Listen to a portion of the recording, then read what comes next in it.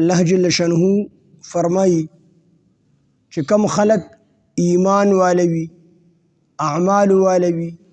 کم خلق د شرک نه خپل ځان بچ وساتي او دغه رنګ د پیغمبر د مخالفت نه خپل ځان بچ وساتي نو دا خلق مستحق د جنت دی او دیو په جنت کې همیشه د پاره پاتې کیږي او کم خلق چې د الله د آیاتونو نه یعنی زما د آیاتونو نه انکار وکي هغه ته دروغ نسبت وکي دروغ وګڼي او تکبر وکي زمونږ د آیاتونو نه یعنی ایمان را نه وړي نو الله وی دا خلق دا د جهنم مستحق خلق دی او دیو په جهنم کې همیشه د پاره پاتې کیږي نو فمن هغه څوک اتقا چې ځان اوساتو د شرک نه د پیغمبر د مخالفت نه واصلح او عمل ټکو اصلاح وکړه نو فلا خوف نبو يروي عليهم بدوي باندې ولا هم يحزنون او نبدوي غمجن وي نو په د مرګ په دې ټیم کې يروي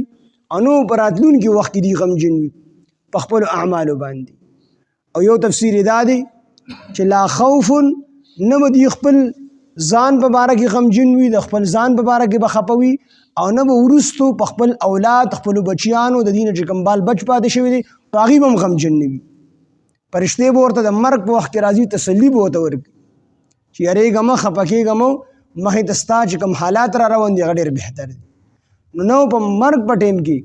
زنګدن په ټیم کې به ته خوشخبری ورکولی کېږي حدیثو مبارکو کې راځي چې 500 فرشتې به راشي او هره فرشته به دته جدا جدا زیری ورکړي جنت په ورته مخامخ کړلی شي چې دا نیک عمل وي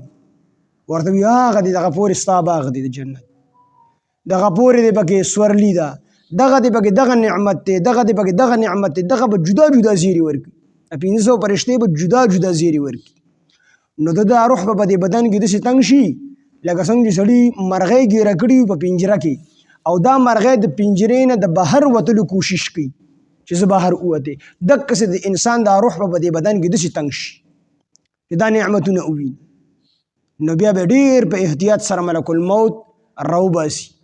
داسې به د روح وباسي لکه زنانه چې د وړو نه ویښته وباسي نو ویښته څومره په نرمۍ باندې وځي نو دقسې به د روح راوباسي نو د